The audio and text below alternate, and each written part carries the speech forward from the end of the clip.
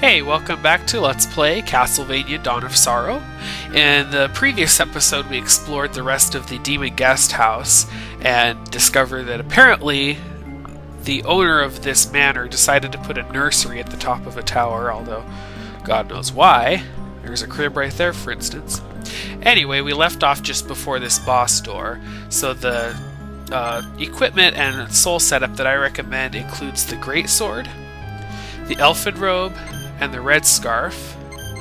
And then for souls I recommend Mandragora, and then rather than flying armor I'm actually going to use the Quetzalcoatl soul, which is rather unique and you'll see why, and then either Golem or Lilith for the stat boosts. And of course this uses Magic Seal 3, so make sure you have that memorized since we just got it before you're heading in. Anyway, let's go face the boss. Now notice those iron maidens in the corners. Those are going to become important in a moment. This is the Puppet Master. Make sure to activate Quetzalcoatl right away. And notice that the Puppet Master is summoning these little blue dolls.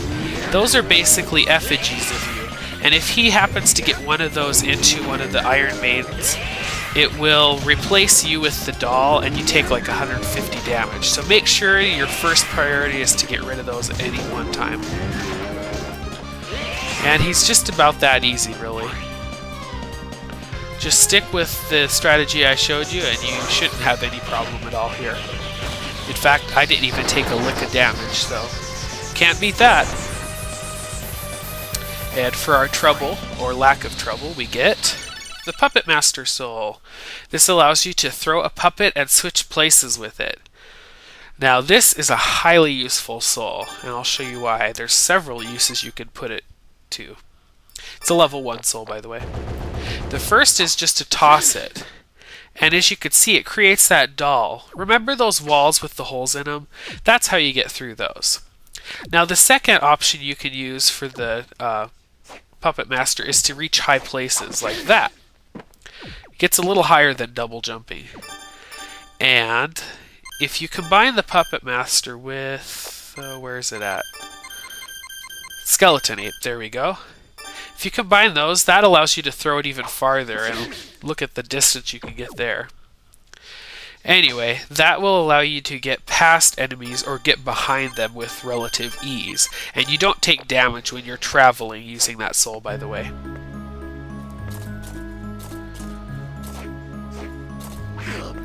Now we just need to head back to the warp point. And we're going to try to get to the next area by the end of this video. There we go. Okay, now we could head to the Lost Village and there's actually some dialogue and items in the shop. Dialogue being from Hammer and Yoko's shops. But we're going to head to the Dark Chapel for now, and in the next episode I will go there and get all that dialogue and item buying out of the way. Anyway, off to the Dark Chapel we go.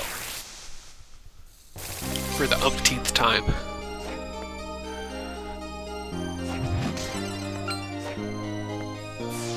All this should be rather familiar, so I'll just skip right through it.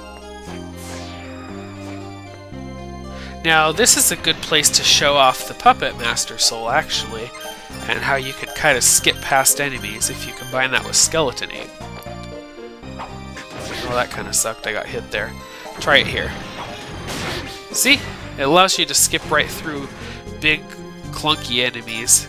And it's an easy way to get behind enemies that can't turn around easily too. Just make sure that you're equipped with the right soul after you abuse the trick, otherwise you could really screw yourself up. Oh, come on. I backhanded that bitch. Hit her with a backswing.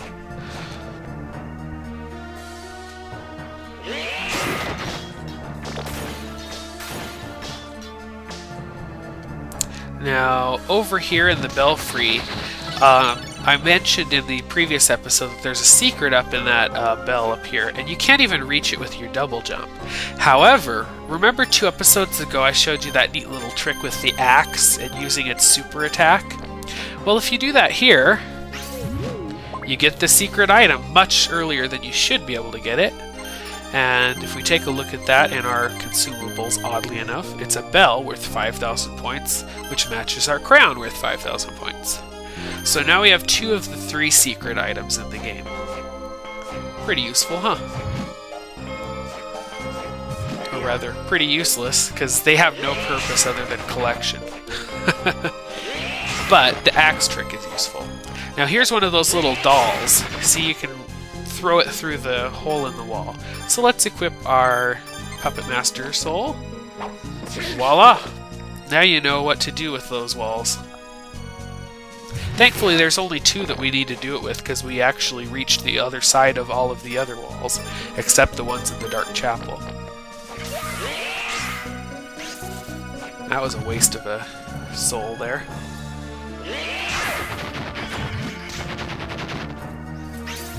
Now, use your axe trick to fill in map percentage up here. Otherwise you have to come back later and it's just a waste of time. Now see that sword up there?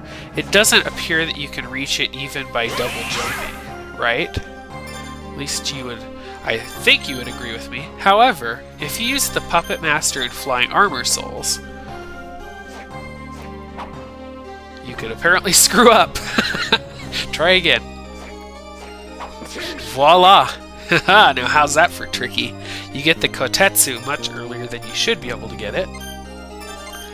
And that's a sword named after the legendary swordsmith Nagasone Kotetsu. And it's slightly weaker in attack, but it does have that katana attack, which is much quicker than the great sword.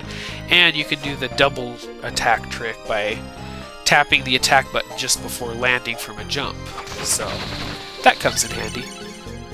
And I'll probably use that all through the next episode just to sort of show it off.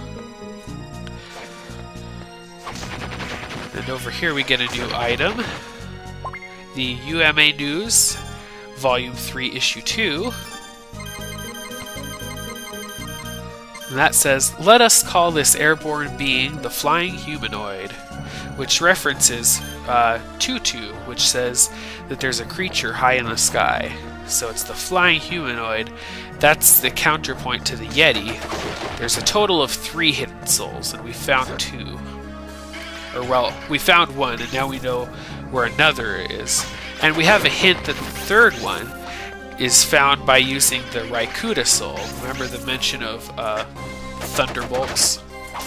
So we kind of have clues to get them all, but we'll get the final sections of the UMA News in the, not the next episode, but the episode after that. Anyway, there's a potion up there, but we won't be able to reach that for quite a while because you have to fly to get up there.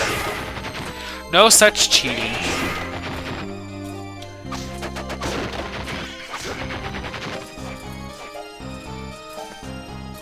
There we go, just clearing out map percentage mostly.